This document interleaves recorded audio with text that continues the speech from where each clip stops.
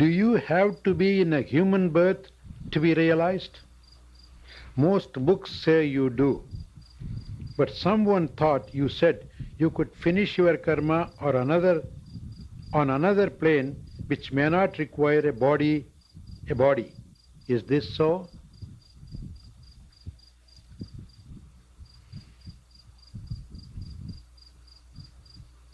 No, it's not so. Human birth is really the gateway to experience God. Unfortunately or fortunately, it has been made so.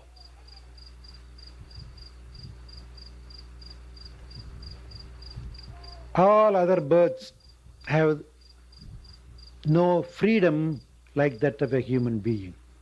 Let's remember that. Even the so-called celestial beings do not have freedom.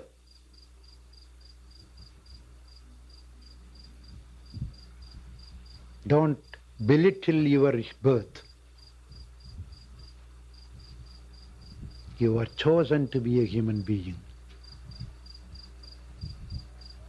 It's a great fortune to be born as a human being. It's not easy. Aridu aridu manidaradal aridu. Kabilar says, it's very, very, very, very difficult to take a human birth. Even in the human birth, it's very, very difficult to get a human body without any problems.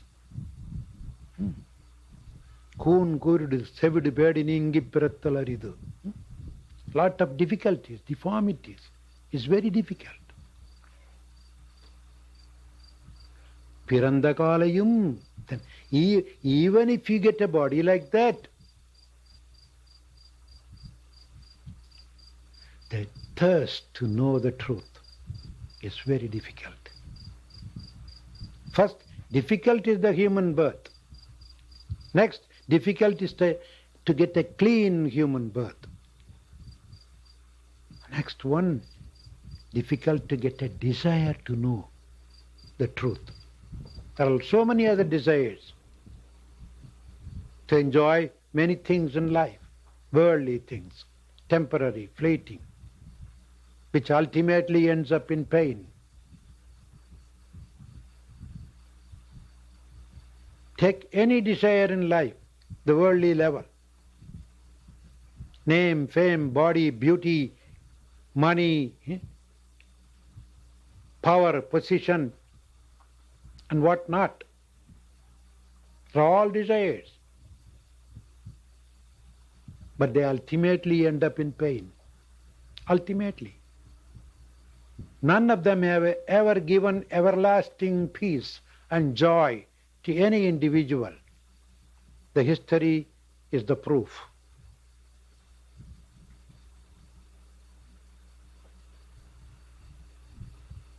So then, what is the most difficult thing? I want to experience the higher truth. Thirst, mumukshutva. I want to get liberated from all these petty things.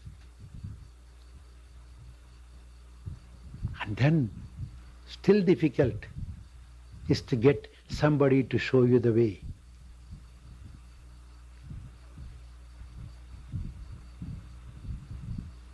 And those who have that are the most fortunate people. Kabilar proclaims that. And nowhere, in none of any other birth, you can have this freedom. Only human beings have the freedom to think, to do or not to do, to discriminate.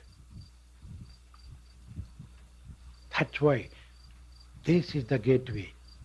Ippiravi tappinal, eppiravi vaikkumo.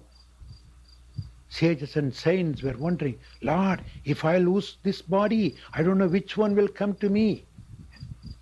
Will I have this conscience again? Will I have this capacity? Please help me to experience that truth while I am still in this body.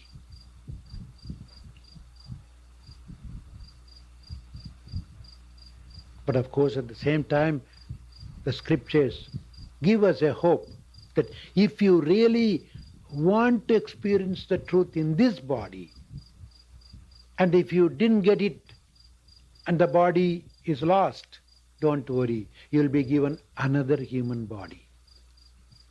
Maybe in a better place, in a more conducive place. You call it Yoga Brishta. The Bhagavad Gita promises that. You'll be sent to a conducive parents who are already into yoga. Look at all these little ones. Why should they get birth here, in this atmosphere? Those souls could have taken birth somewhere else. They were yoga brishtas. They did something before. Before they conclude, they lost the body. So they are given in a yogic family whose parents are already into yoga. So it's easy for them to continue. So don't take it as a sort of simple thing, an accident that you got this human birth. Make hay when the sun shines.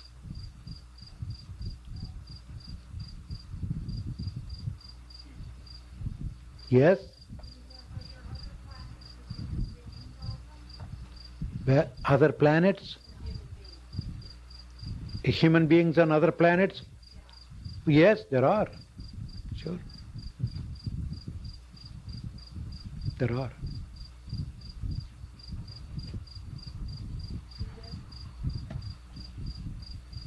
You just mentioned that birth is important because we have a certain freedom. And last week you said really we don't have any freedom, that everything, every thought, everything that happens. That's what you call philosophy.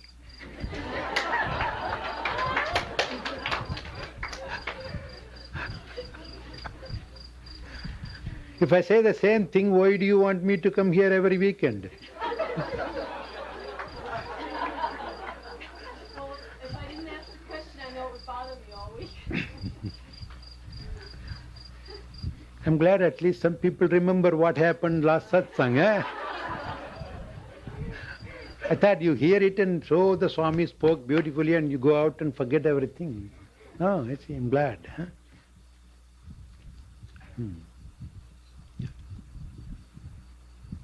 Yes, in one level, yes, we have the freedom.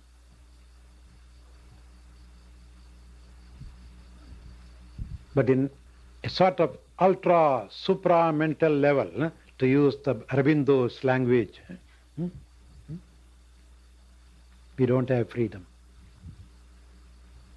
But now, are you asking me this question with your freedom? Huh? With your own free will you are asking me this question, is it not? I think so. Yeah. So then you have the freedom to do whatever you want here. At that level, you won't even have this question. You will clearly know, yes, everything is all right. At that level, that made me ask the question, but on the relative level, I think... So in the relative level, you still have your individual freedom. Yeah, there are two levels, yes. One is the absolute. Like absolute is all nothing but God. Then who are you? Who am I? It's all God. It's all right, it's an absolute truth. But it's all right to leave it as it is absolute truth. That's all. We cannot talk about it. Last night I said that, last time. Nothing to be talked about. So when you begin to talk about, we are coming down to a different level. the Paramarthika and Laukika, they say. The worldly level, the duality level. That is absolute. So as we are in the duality level, we simply have to begin from where we are. While still here, we cannot simply think of that. So go from here, and then when you reach there, you will know, oh, it was all always everything decided. Until now I thought I have done something, I am doing something. Then you laugh at yourself. And you say, it was all insanity.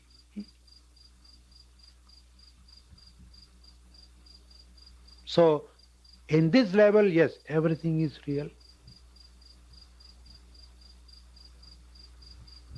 It's almost like in a dream, everything is real. When you wake up, everything is fun. You laugh at your own dream. Look at that. I had enough food. And in dream, I went door to door begging food and the fellow kicked me. You laugh at it. Look at that dream. That's what.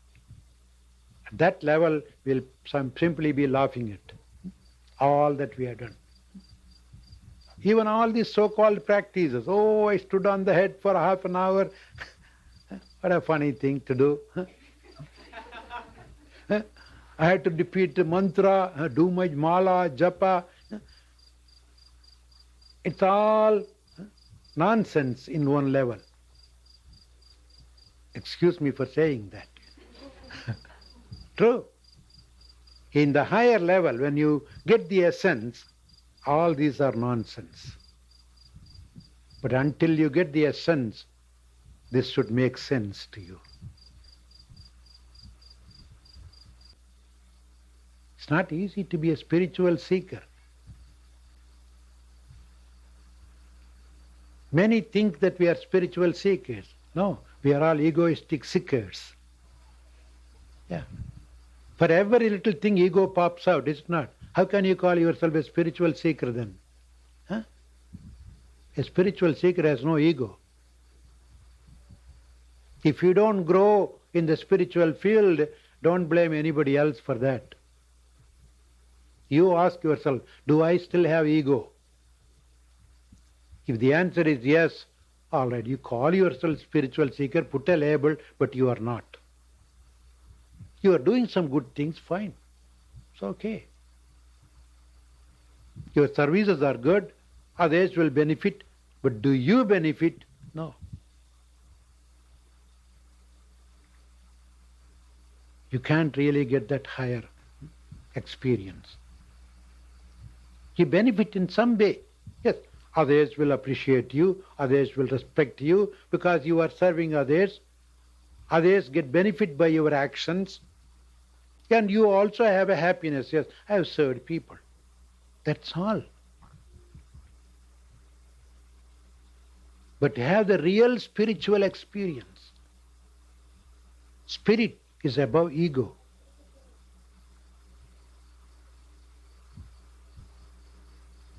Yan, yanadu, ahankar, mamakar, nirmamo, nirahankara.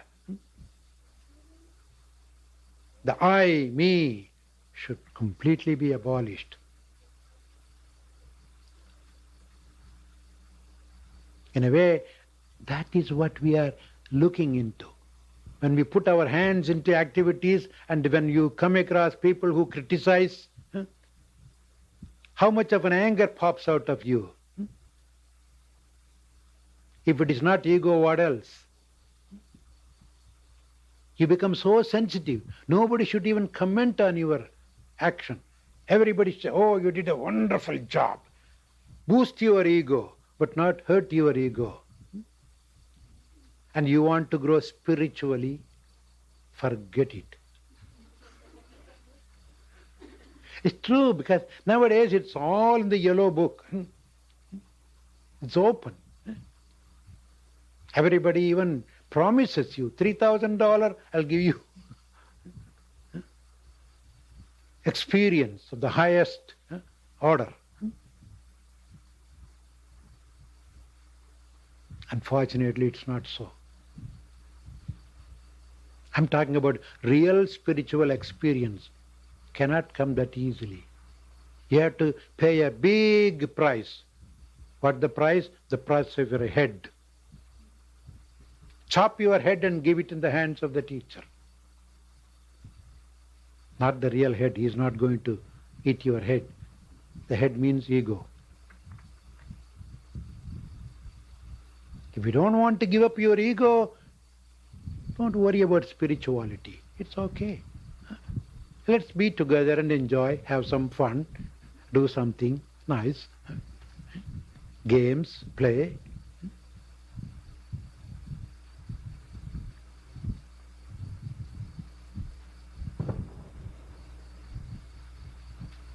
All just nothing but fireworks. It's nice to see boom, boom, boom, and then all into ash, finish. Nothing left over.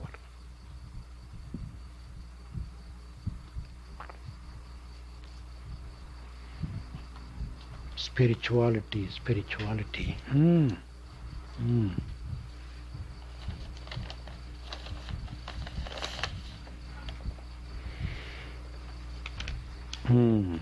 Dear Gurudev, much love and respect. I have been privileged enough to sometimes experience the rising of the sacred Kundalini, accompanied by awareness of a new plane, and sometimes accompanied by a soft humming sound and or a certain degree of bliss or peace. Why does this energy have a tendency to fall and remain only briefly?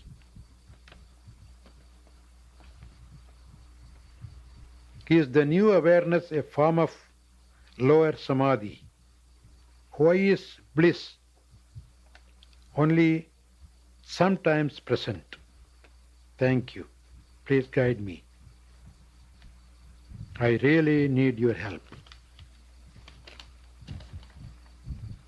So, it's a beautiful question. I'm glad to even know and read that you experience this. It's true, the mind is not always bad. It's not always covered by this big, dense, egoistic cloud. Occasionally it gets dispersed. Occasionally. When it gets dispersed, you see the light. You see the experience. Momentary. But it doesn't stay long. The great Saint Ramakrishna gave an example. Many other saints also have given that example. It's almost like a big tank, sort of old tank. Lot of growth has come in and it covers the whole surface. Call it a moss. Moss. Completely covering. You don't even see the water. Completely covered, sort of lily-like thing. So when you want to see the water, you simply have to take a big stone and throw it in. Because of the wave created by the stone, they get scattered a little. A round circle, cleared area, you see the water there. You just stand there and watch. Within a few minutes, slowly the moss comes and covers again. Our mind is like that, filled with lot of samskaras, worldly samskaras, egoistic desires. Occasionally a good idea, an inspiring thought by hearing or reading or thinking comes and falls into the lake and it gets cleared. You really get high. But doesn't stay long.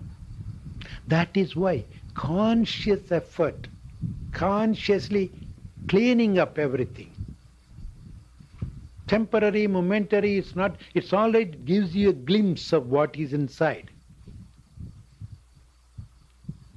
like the sun is visible behind dense clouds, occasionally get dispersed. But if you want to remain in that experience, you have to empty it completely. Clean up everything that would cover the surface. It's a hard work, but diligent, continuous. Dirghakala, Nairandarya, Satkara Sevito. Patanjali says, right? Long time, without break, with total Shraddha. 3 qualities, remember that. Certainly, we can clear it out. Takes a lot of effort, but it's worth. Don't look for quick, instant samadhi. All those drugs and things like that, which Devananda said, even Patanjali talked about. Yes, true. Temporarily, it makes you forget about all that. You get a sort of temporary dullness, temporary peace. That's not created by your own voluntary effort. It's a momentary, temporary. We should not depend on that.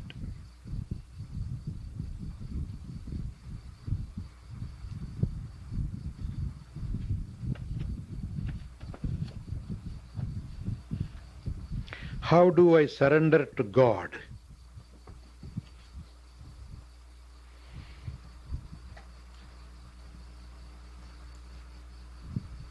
Simply root out the I, me, and mine.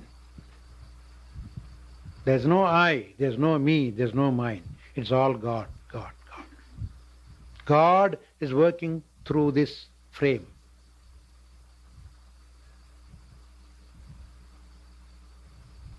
That's the best way. That's the way to surrender. Surrendering means let God work through you. Whatever actions, whatever thoughts come, think that it's God's. Whatever you get, think it's God's. Whatever you lose, think it's God's. The entire life, you are getting, losing, praising, blaming. Your pleasure, pain, profit, loss, everything's God's, God's, God's. That's what you call surrendering.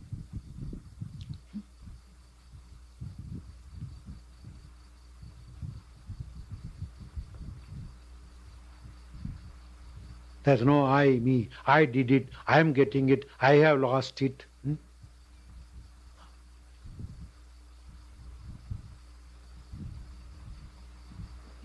It's easy to say, but very hard. Because the ego doesn't let you do that easily. It's a tough fight between you and the ego.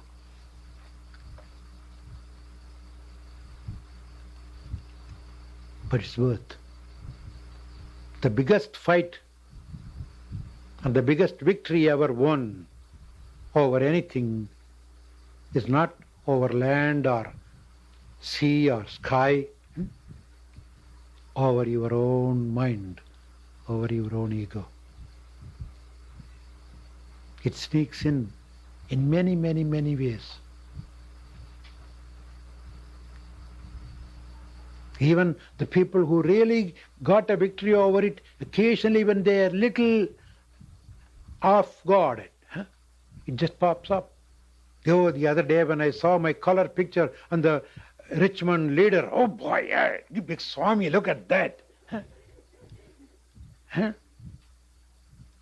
I immediately folded the newspaper, and kept it by my side for a whole day. Then the next day, I felt ashamed. I took it and threw it out. It pops up. Oh yes, a little glorification, little praise is enough to boost your ego up. Beware, beware.